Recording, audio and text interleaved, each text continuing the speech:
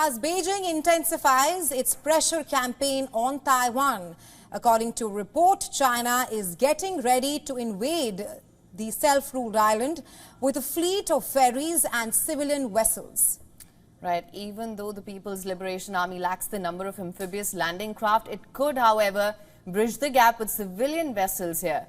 The civilian vessels could include dozens of gigantic roll-on, roll-off ferries that can each carry hundreds of armored vehicles. As per experts, civilian ferries could be a poor choice for such a massive operation, but at the same time, it can be very useful in transporting troops in masses across the Taiwan Strait after its coastal defenses are destroyed.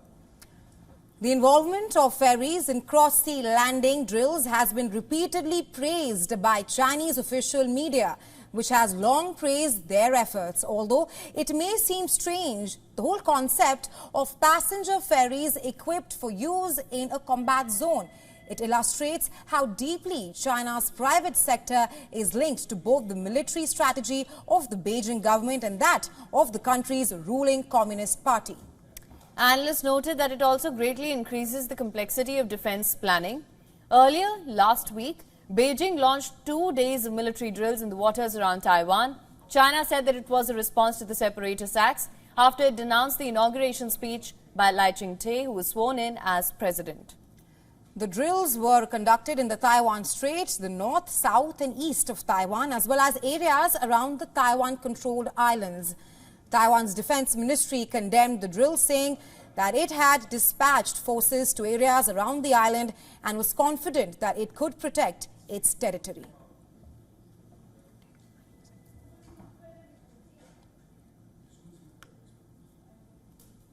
All right, for more on this, we're now being joined by Collins Chong, UK China Affairs Strategy and Security Expert, to discuss this further. Sir, thank you so much for joining us on World DNA. Thank you. Good morning. Sir, of course, I want to begin with this. Tensions between China and Taiwan, as you know, of course, are reaching a boiling point. And now latest report claims that China is preparing to send a fleet of ferries to invade Taiwan. This comes after China, of course, staged military drills, as we mentioned, around Taiwan. The question being, should Taiwan and the West now, considering how things are unfolding, be wary of China's civilian ferries likely to be used as their invasion fleet? Yeah, we have seen how China has incorporated the private sector for the past many years, at least for the past 5 years now, that we have seen how civilian ferries are being used and a lot of modifications to, having this dual usage, both for civilian and military users. And we have seen how the Chinese concept of military-civil fusion. And of course, this is not new. And of course, the Americans have been well aware of the potentiality of China using that as an added advantage to the option of invading Taiwan. But we also see a lot of limitations in terms of those being, having a greater advantage to China. We have seen how Taiwan's geographical advantage on the east of Taiwan, as well as on the west of Taiwan, along the Taiwan Strait. We have seen how the combined forces of the US, possibly Japan, and allies in the region are, putting all these civilian vessels, civilian assets of China at risk. Of course, we have also seen how China has consolidated its, whole of all of nation approach in terms of having its own destroyers, frigates, and submarines in protecting these civilian vessels. And of course, after destroying Taiwan's, defense, coastal defense capacities, but we have seen how amphibious assaults, amphibious landings are so complex, and it is difficult to see how the usage of these civilian vessels might have an added advantage for China, seeing how the combined deterrence and combined efforts by the US in deterring this potential advantage being given by the vessels.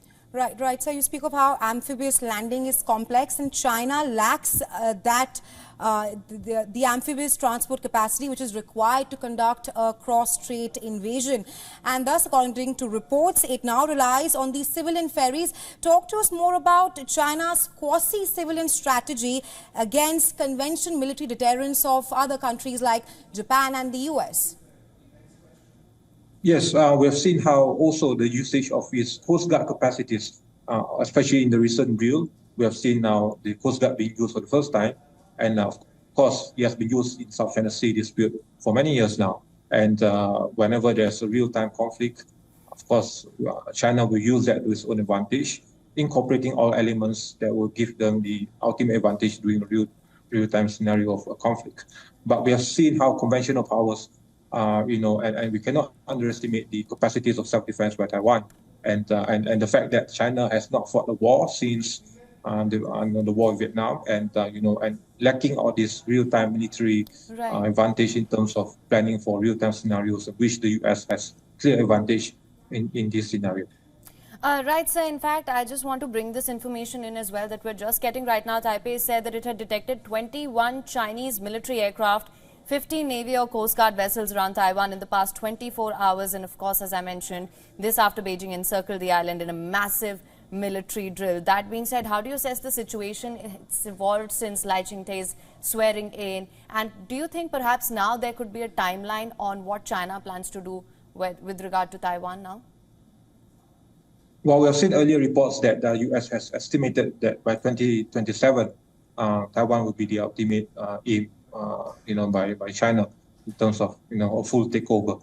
But then we have seen also this is an early warning to Lai Ching-te, and mainly for his inaugural speech or his inauguration ceremony, where there have been arguments that he has not followed the footsteps of his predecessor during the first inauguration speech in 2016 of aligning with the 1992 consensus, and because of this misstep and because of his own legacy of having this pro-independence capacity, and China will need to have this strong message to be given to Lai Ching-te and also of course to the DPP. But then we have also seen how this is also as testing water kind of move by China in seeing how the US will respond, and seeing this lack of response during Pelosi's visit when he conducted this massive drill, and now it needs to have space for future escalation in terms of pressure and pressuring tactics and